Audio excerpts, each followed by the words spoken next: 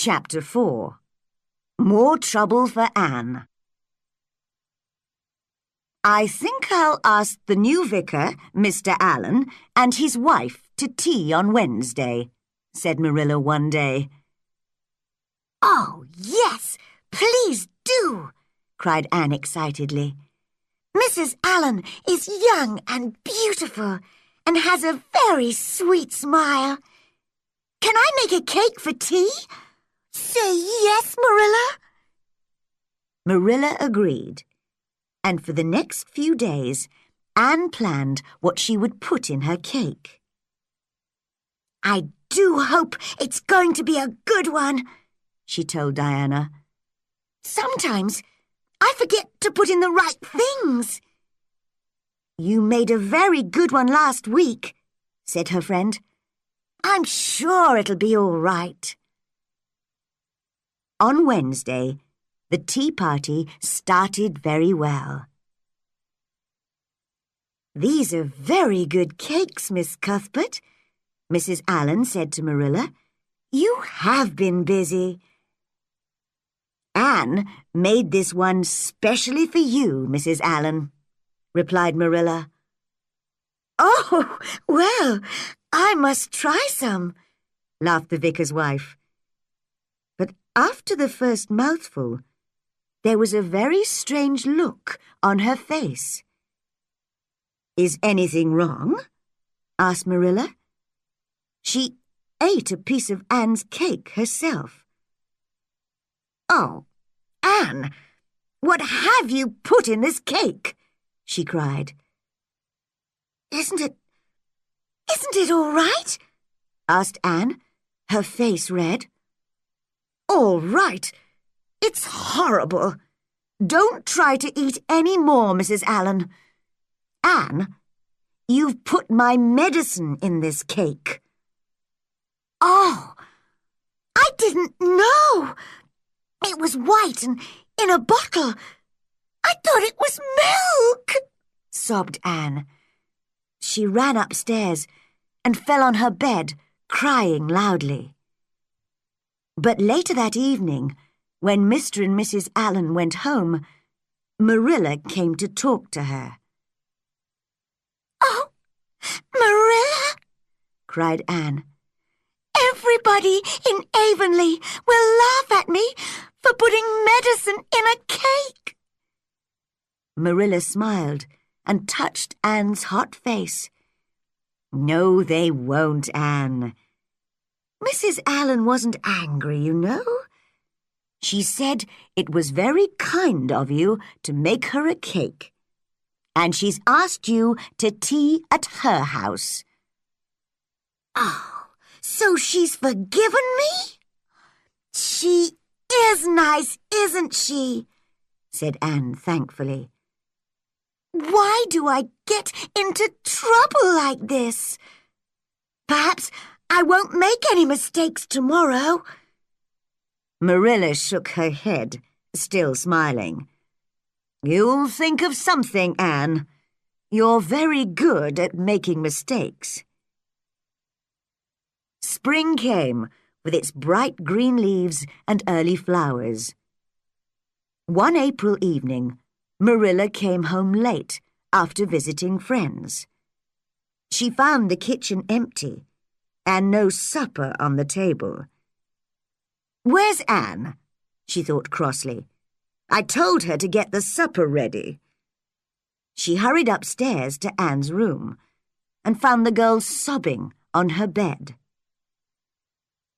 Don't look at me, Marilla, Anne cried.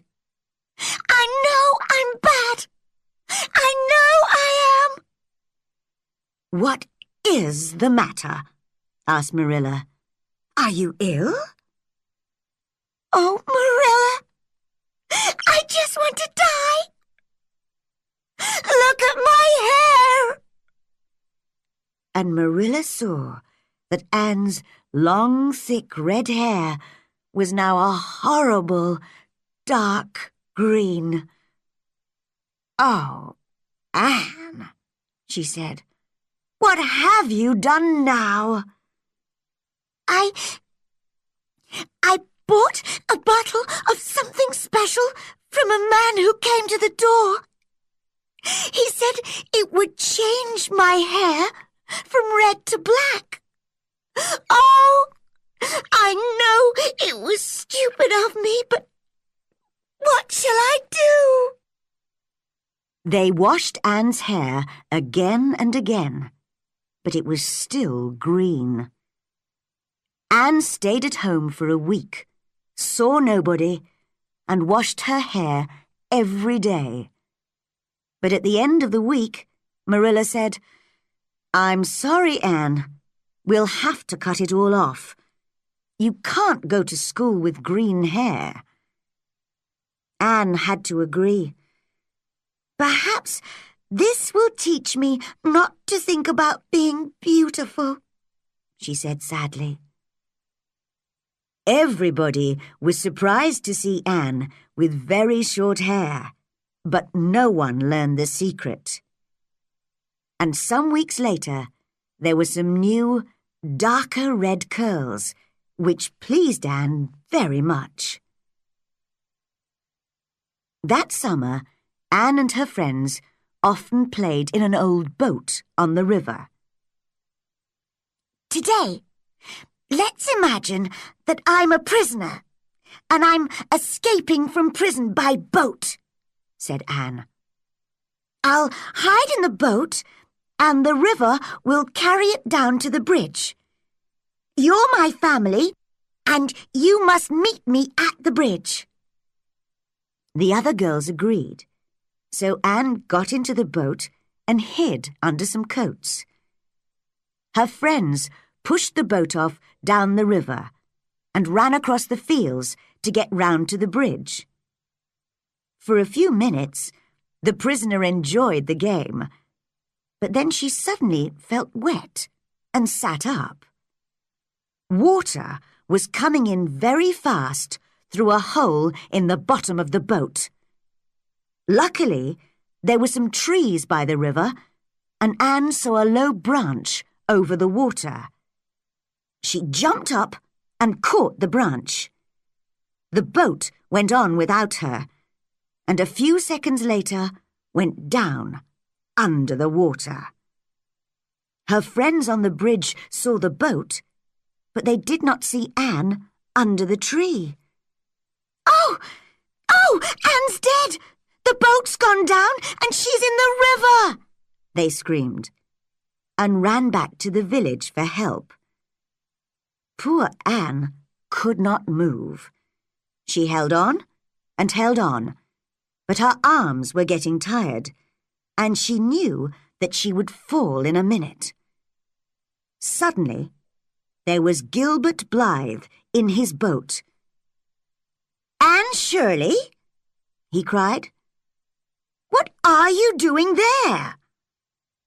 He did not wait for an answer, but quickly helped Anne into his boat. She didn't say a word. When they arrived at the bridge, she got out and turned away. "Thank you for helping me," she said coldly. But Gilbert jumped out and put a hand on her arm. "Anne," he said quickly, "I'm sorry I called you carrots. It was a long time ago. I think your hair is really nice now. Can we forget it and be friends?" For a second, Anne wanted to say yes, but then she remembered standing alone in front of the school children all afternoon because of Gilbert. She would never forgive him for that. "No," she replied coldly. "I shall never be your friend, Gilbert Blythe." "All right." Gilbert jumped angrily back into his boat. "I'll never ask you again, Anne Shirley."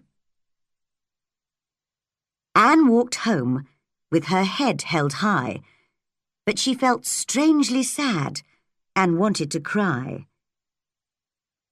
"Why are you always in trouble, Anne?"